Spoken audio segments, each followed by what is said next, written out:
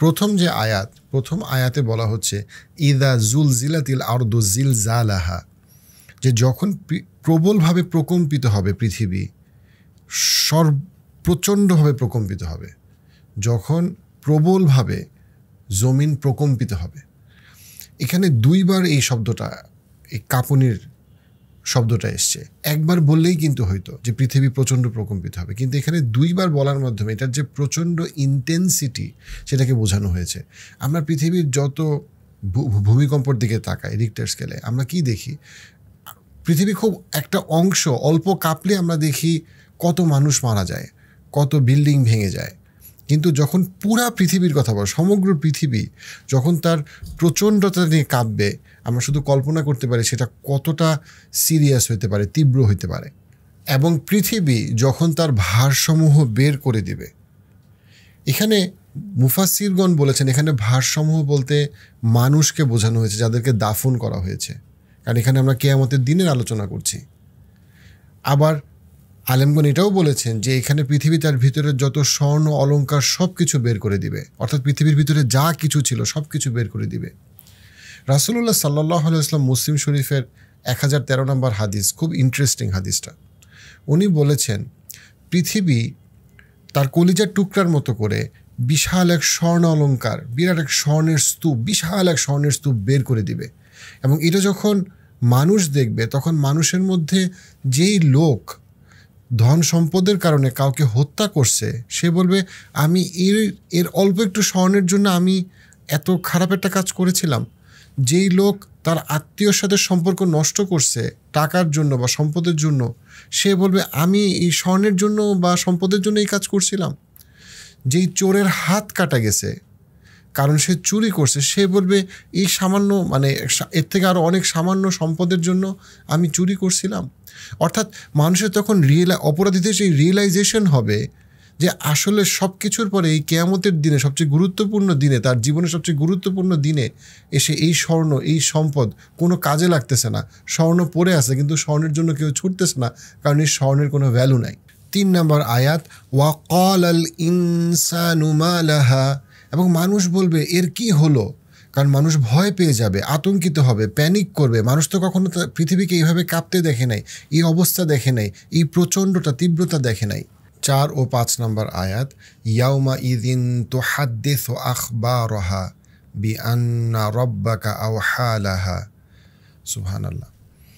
আমরা যদি একটু গভীরভাবে চিন্তা করি, সেদিন পৃথিবী তার বৃত্তান্ত বর্ণনা করবে, কারণ তোমার প্রতিপালক তাকে এ নির্দেশ দিয়েছে, তোমার রব তাকে এ নির্দেশ দিয়েছে।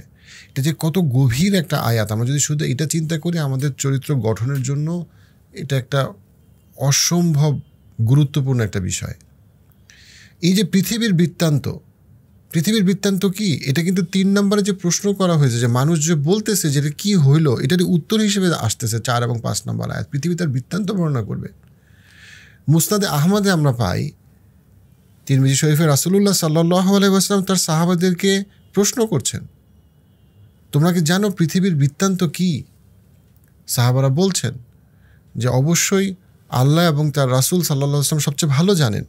তখন উনি বলছেন পৃথিবীর বৃত্তান্ত হচ্ছে, উত্তরে উনি বলছেন পৃথিবীর বৃত্তান্ত হচ্ছে যে প্রত্যেক নারী এবং পুরুষের ক্ষেত্রে ওই দিন, কিয়ামতের দিন, পৃথিবী সাক্ষী হিসেবে বলবে যে কোন কোন ব্যক্তি কোন কোন দিন কোথায় কোথায় কি কর্ম করছে, কোন ব্যক্তি কোন দিন কোথায় কি করছে, সে নারী হোক বা পুরুষ।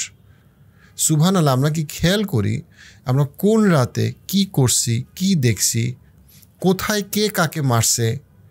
আমরা পৃথিবীতে বলি বেওয়ারিশ লাশ। কিয়ামতের দিন কোনো লাশের হিসাব পাইতে এটার সাক্ষী পৃথিবী দিবে।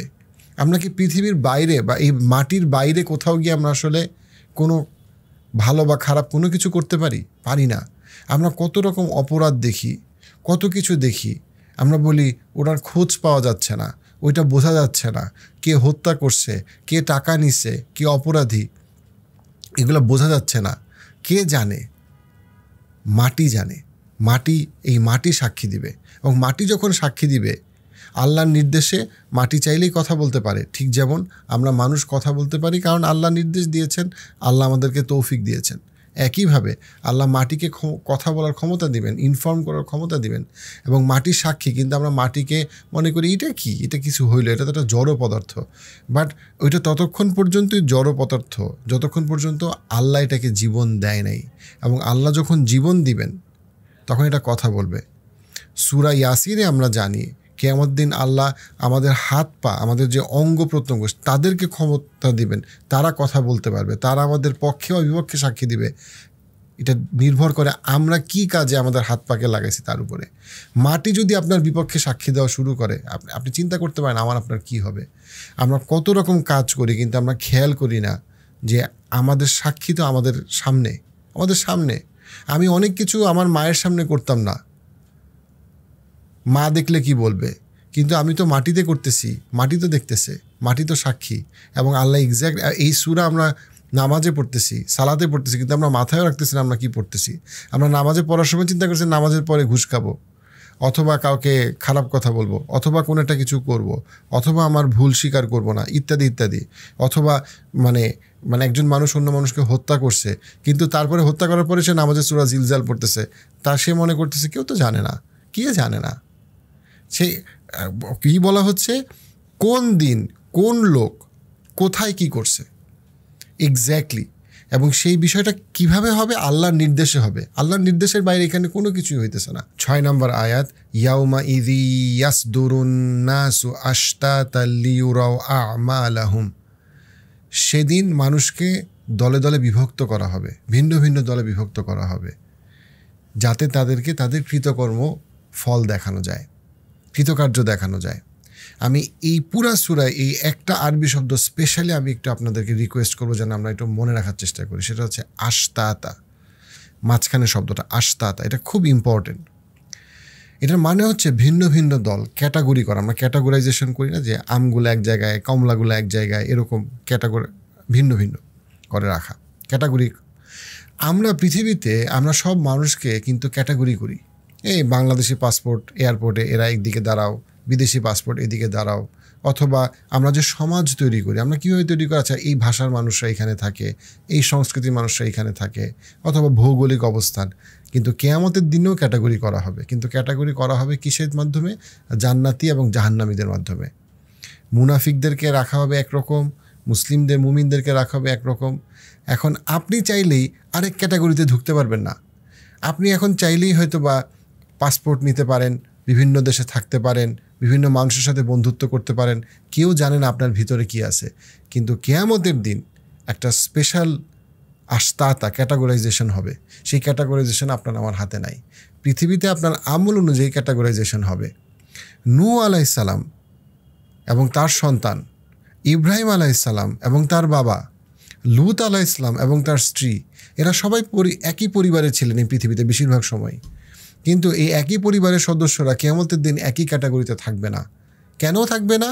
কারণ তাদের ঈমান একরকম ছিল না, ঈমান ছিল উল্টা। ইব্রাহিম আলাইহিসসালাম এবং তার বাবা ঈমান ছিল উল্টা। নূহ আলাইহিসসালাম আর তার ছেলে, তাদের ঈমান ছিল উল্টা। আল্লাহর দৃষ্টিকোণ থেকে, তাকওয়ার দৃষ্টিকোণ থেকে তারা বিপরীতমুখী। লূত আলাইহিসসালাম এবং তার স্ত্রীর বিপরীতমুখী। আল্লাহর দৃষ্টিতে তারা দুইটা আলাদা ক্যাটাগরির মানুষ। আমাদের বাংলাদেশে ভাই তার ভাইকে মেরে ফেলে, অথবা একজন ঘুষখোর, সে মনে করে যে একটু চালাক না হইলে টেকা মুশকিল, সে ঘুষ টুস খাচ্ছে, অবৈধ সম্পদ, আবার সে সবার সাথে কিন্তু মিশে যাচ্ছে, কেউ জানে না। বেতন কত জিজ্ঞেস করা যাবে না। অর্থাৎ বিষয়গুলো কি, যে আপনি পৃথিবীতে খুব ইজিলি লুকাইতে পারতেছেন এবং আপনি সবার সাথে মিশতে পারতেছেন, অ্যাজ ইফ কিছুই হয় নাই। আপনি বিভিন্ন মুখোশ পড়তে পারতেছেন। কেন? কারণ আপনার পৃথিবীতে আপনি নিজেই বিভিন্ন দলে, বিভিন্ন ক্লাবে, বিভিন্ন গ্রুপে আপনার পছন্দ মতো ঢুকতে পারতেছেন। কিয়ামতের দিন আমি আপনি সেটা পারবো না। আমাদের যে প্রকৃত চেহারা সেই অনুযায়ী আমাদের ক্যাটাগরাইজেশন করা হবে।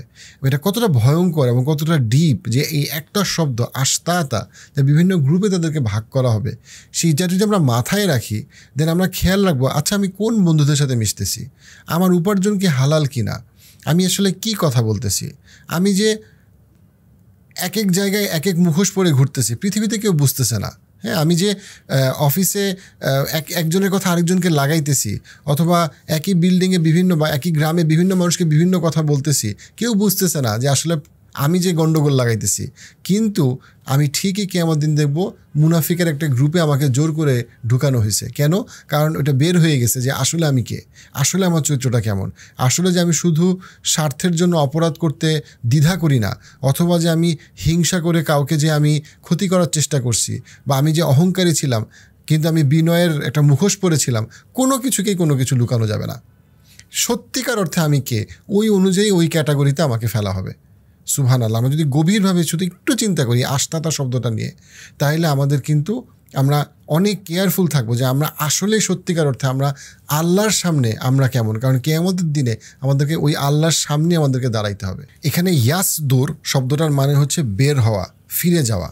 অর্থাৎ আমরা যখন আল্লাহর কাছে ফিরে যাচ্ছি, তখন আল্লাহর ইচ্ছা নির্দেশ অনুযায়ী এই ক্যাটাগরিগুলো তৈরি করা হবে, এই বিভক্তিগুলো তৈরি করা হবে, ভাগগুলাকে তৈরি করা হবে। তারপর 7 এবং 8 নম্বর আয়াত, ফামাই ইয়ামাল মিসকালা যাররাতিন খায়রান ইয়ারাহ ওয়া মান ইয়ামাল মিসকালা যাররাতিন শাররান ইয়ারাহ।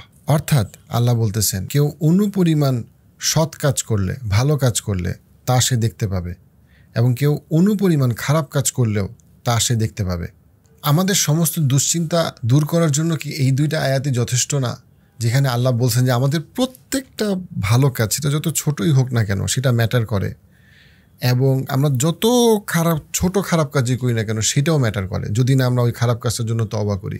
এটাই কি যথেষ্ট না? আমরা অনেক সময় চিন্তা করি কি করব, এত অশান্তি লাগে, টেনশন, ভবিষ্যতে কি হবে, ছেলেমেয়ের কী হবে, চাকরির কী হবে, কত রকম অশান্তি সাম্প্রতিক পূর্ববর্তী। কিন্তু আমরা চিন্তা করি না, আচ্ছা আমি যদি কিছু না বুঝি, আমি তো একটা ভালো ব্যবহার করতে পারি, ভালো আচরণ করতে পারি, আমি একটু দান করতে পারি, হাসি মুখে কথা বলতে পারি, আচ্ছা আমি তো অ্যাটলিস্ট হারাম ইনকাম বন্ধ করতে পারি, ঘুষ খাওয়া বন্ধ করতে পারি, মিথ্যা কথা বলা বন্ধ করতে পারি। কত হাদিসে, বুখারী এবং মুসলিম শরীফের কত কত হাদিসে রাসূলুল্লাহ সাল্লাল্লাহু আলাইহি ওয়াসাল্লাম বলছেন, তোমরা ছোট ছোট গুনাহ থেকে বেঁচে থাকো। কারণ এই ছোট ছোট গুনাহগুলো একটা সময় অনেক পাহাড় পরিমাণে বিশাল হয়ে যায়, মানুষ এটাকে ইগনোর করে। কত অনুপরিমাণ গুনাহ আমরা করি, কিন্তু আমরা এটাকে গুরুত্ব দিই না। আমি হয়তো সবসময় পরে সালাম দিচ্ছি, আমি হয়তো বা সবসময় কিছু মানুষের সাথে খারাপ ব্যবহার করতেছি, আমি হয়তো বা খুব সহজে রেগে যাচ্ছি, আমি হয়তো বা বাবা মার সাথে খারাপ ব্যবহার করতেছি, কিন্তু বাবা মা যেহেতু অভিযোগ করতেছে না, আমি মনে করতেছি এটাই স্বাভাবিক। আমি হয়তো আত্মীয়র সাথে সম্পর্ক রাখতেছি না, আমি হয়তো এটা অনেক বড় গুনাহ যে বোনের সম্পদ আমি দিচ্ছি না, এবং আমি মনে করছি এটা তো কোনো ব্যাপার না। আমি হয়তো বা সবসময় নামাজ দেরি করে পড়তেছি, আমার হয়তো সবসময় নামাজে মনোযোগ নাই। কত গুনাহ, ছোট বড় গুনাহ আমরা অভ্যাস বানায় ফেলছি, যেখানে অনুপরিমাণ খারাপ কাজেরও হিসাব করা হবে। এবং যেখানে রাসূলুল্লাহ সাল্লাল্লাহু আলাইহি ওয়াসাল্লাম বলছেন যে তোমরা ছোট ছোট গুনাহগুলো যেটা রেগুলারলি করা, সেটার ব্যাপারে তোমরা সতর্ক হও। বুখারী ও মুসলিম শরীফের বিভিন্ন হাদিসে ইন্ডিকেশনটা আসছে সরাসরি, প্রত্যক্ষ পরোক্ষভাবে। সেইখানে আমরা বিষয়গুলোকে একদম অভ্যাস বানায় ফেলছি, ছোট ছোট গুনাহগুলো করাকে, ছোট বড় গুনাহ করাকে, কিন্তু আমরা খেয়াল করি না যে প্রত্যেকটার হিসাব হচ্ছে। আমরা তওবা করতেছি না সিনসিয়ারলি, কারণ সিনসিয়ারলি আমরা যদি তওবা করতাম আমাদের পরিবর্তন হইতো। অন দ্য আদার হ্যান্ড রাসূলুল্লাহ সাল্লাল্লাহু আলাইহি ওয়াসাল্লাম বলছেন, তুমি অর্ধেক খেজুর দিয়ে হইলেও তুমি জাহান্নামের আগুন থেকে বাঁচো। তুমি তোমার মুসলিম ভাইয়ের সাথে ভালো ব্যবহার করে হাসি মুখে তাকায় হইলেও তুমি জাহান্নামের আগুন থেকে বাঁচার চেষ্টা করো। এই সবগুলা সহিহ হাদিস থেকে আমরা একটা জানি। অর্থাৎ রাসূলুল্লাহ সাল্লাল্লাহু আলাইহি ওয়াসাল্লাম বলছেন প্রত্যেকটা ছোটোখাটো ভালো কাজ, সেইটাই হচ্ছে তোমার কারেন্সি, সেটা দিয়ে তুমি হয়তো জাহান্নামের আগুন থেকে তুমি বাঁচতে পারবা। কোনো ভালো কাজকে তুমি ছোট করো না। সবার সব রকম সামর্থ্য নাই, সবার সব সময় অবস্থা থাকে না, কিন্তু একটু ভালো ব্যবহার, একটু সুন্দর আচরণ, একটু গুনাহ থেকে বেঁচে থাকার চেষ্টা আমাদেরকে অনেক কিছু আমাদের পরিবর্তন করে ফেলতে পারে। আল্লাহর হেদায়েত আসতে পারে, আমাদের সমস্ত রকম চিন্তার প্রসারতা বাড়তে পারে, আমাদের রিজিক বাড়তে পারে। যদি আমরা গভীরভাবে শুধু একটা জিনিস চিন্তা করি, প্রত্যেকটা অনুপরিমাণ ভালো কাজ এবং প্রত্যেকটা অনুপরিমাণ খারাপ কাজ ম্যাটার করে। আমরা রেলেভেন্ট, আমরা অনেক সময় মনে করি আমরা তো অপ্রাসঙ্গিক, ইরেলিভেন্ট, আমাদের কোনো ভ্যালু নাই। বাট এখানে আমাদেরকে বলা হচ্ছে শুধু অবশ্যই আমাদের ভ্যালু আছে, কারণ আল্লাহ আমাদেরকে সৃষ্টি করছেন এবং আল্লাহ আমাদেরকে সবচেয়ে উত্তম কাঠামো দিয়ে সৃষ্টি করছেন। আমাদের তো অবশ্যই ভ্যালু আছে। অন টপ অফ দ্যাট আমরা প্রত্যেকটা যা কিছু করি, ভালো এবং খারাপ, প্রত্যেকটা জিনিস ম্যাটার করে। আমরা একসময় মাটি হয়ে যাব, কেউ আমাদেরকে মনে রাখবে না, কিন্তু আমরা কি করছি প্রত্যেকটার হিসাব আমাদেরকে দেখানো হবে। সো এই সূরা জিলজাল যদি আমরা গভীরভাবে চিন্তা করি, এটা আমাদের জীবন পরিবর্তন করার জন্য যথেষ্ট। আমরা যেন এটা মুখস্থ করি, এটা শুদ্ধ উচ্চারণটা আমরা খেয়াল রাখি, এবং আমরা যখন নামাজে এটা আমল করব বা পড়ব, আমরা যেন একটু চেষ্টা করি এটার ব্যাপারে তাদাব্বুর করার, ডিপলি রিফ্লেক্ট করার, এই সূরা জিলজাল পড়ার এবং এটা গভীরভাবে অনুধাবন করার। আল্লাহ আমাদেরকে তৌফিক দান করুন।